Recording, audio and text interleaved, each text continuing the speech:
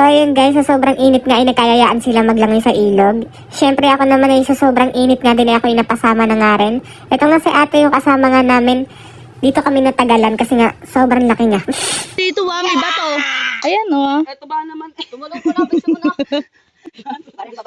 Ito, yan. Hindi mapatabang ba ito, gago. Baka mo magagawa, nakabidyo ka na. Kanina ba? Hindi nakita ko yung magkasakit sa kalan mo. Kanina? Ano mo tatalo? Teka lang, tatanong ako. Magpaano ka na lang kasi sa ano? Magpaano ka na lang kasi sa paa mo? Amalis ka dyan. Kasi nga kung nai-admit may bato-bato. Wait, ako may bote yun. Amalis ka na, amalis ka kasi dyan. Wala. Ay, wala na rin siya. Go, tara na. Huli ka na ng guardia dyan. Eh putang ina mo. Matuki. Dyan daw, nga na ng guardia dyan. Eh putang ina mo. At ito nga ang inaasahan namin ay sobrang daming tao sa ilog. Ikaw ba naman hindi mapapalangi sa sobrang init ng panahon ngayon? Siyempre, hindi rin magpapatalo itong aming chef.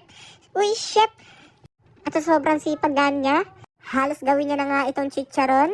Kami pang ito lang yan. Wala nga. Wala nga, parang sama ng loob mo magluto ah.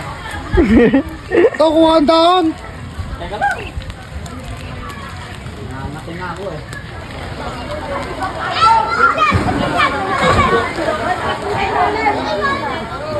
Ano kaya sila? Yan, si taon mo yung ano. Pwede?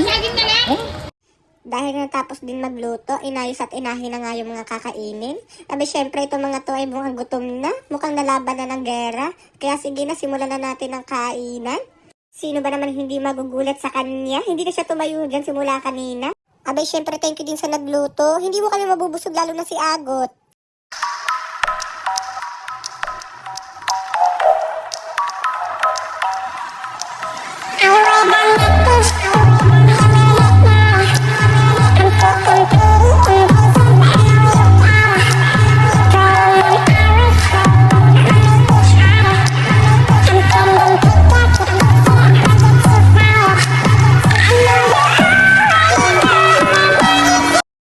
Abay, syempre, hindi matatapos tong video to pag hindi ito pinasok. Pasok.